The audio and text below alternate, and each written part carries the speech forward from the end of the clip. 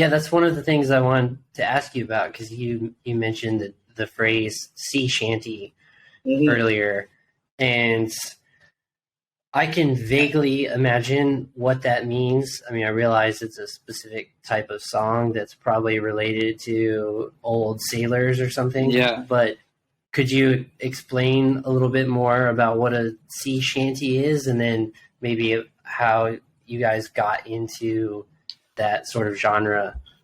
I'd always been Like, interested in folk music, especially that, and especially Irish music.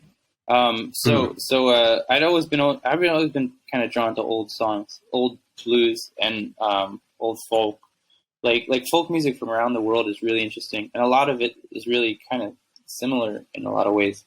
I mean, some of the different regions have obviously distinctions, but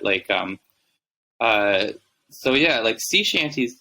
Actually, that's a good example because sea shanties they were songs that the sailors used to sing on ships, and you would have a whole crew of men, you know, singing really heartily and harmonizing while to keep time while they were doing work. mm, Um, and a lot of the songs sound really Irish, like because there was a huge Irish influence. But actually, apparently, there was also a huge. I was watching a video about this recently, and I learned that there was actually also a huge African and African American influence on sea shanties, also, which I hadn't expected, but which makes a lot of sense. They're similar to like prison work songs or plantation work songs as well. Like they mm. crossed the different, in that whole like colonial and then like transatlantic world that emerged in the last hundreds of years, where Mm. all these traditions came into contact.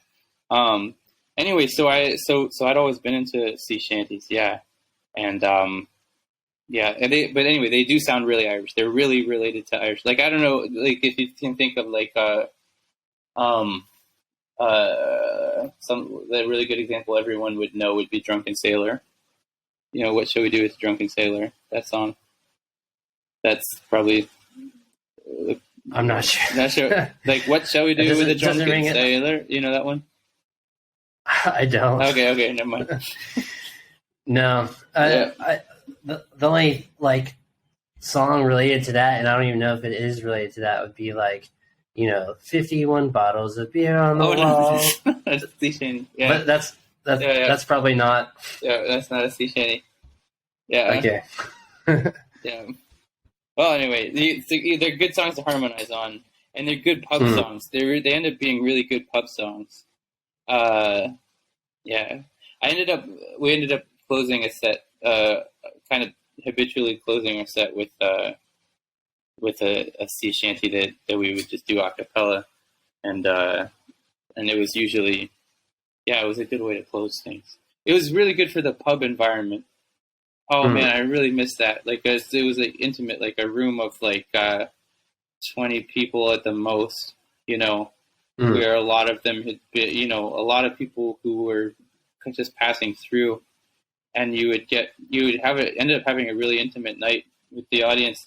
I mean, sometimes it would be dead, sometimes it would be boring, sometimes you wouldn't connect, but there would be many weeks where you really would connect. It was really on and off. But like there would be a lot of weeks where you would just have a smashing good night and a lot of fun with the audience. And how really how is the normal reception of Vietnamese people to these kind of songs? If they're because you played all around town, so I'm sure that at most places that you've been, there are at least some Vietnamese people, especially yeah. especially at the restaurants. Yeah. So what is the reaction like usually? Oh yeah, it really depends. I mean, so first of all, like we would do like we had like a few Vietnamese songs we would do, and they ended up really liking when we did Vietnamamese songs.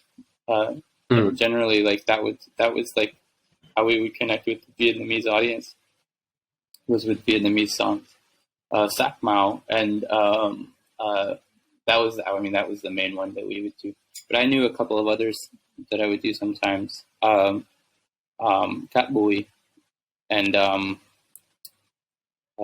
Chuck Ivoton also sometimes. But Sakma was the one we could do together. So that's how we would connect with the Vietnamese audience usually. But sometimes they really did like the Irish stuff also. Because, there's a certain, like, when you get deep enough in folk music from around the world, there are things that are similar, like a tragic love song, like a folk tragic love song from one place, if it's authentic enough, will have some resonance with people from a different culture sometimes, So, Right. and that really came out in when we got to play in Mui where there were more generally more Vietnamese. Sometimes more Vietnamese in the pub where we played there, like including like the local gang sometimes, and our Nice. staff and stuff, and sketchy expat. Right. Anyway, Good combo. Yeah, good combo. No, but they were a lot of great nights. Yeah. That's the thing about pub playing is that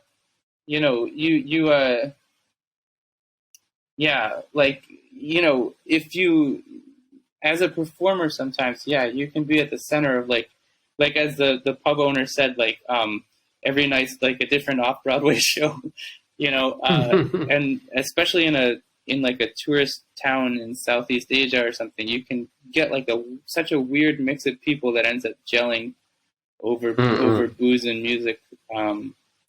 Oh gosh, I really miss it sometimes now.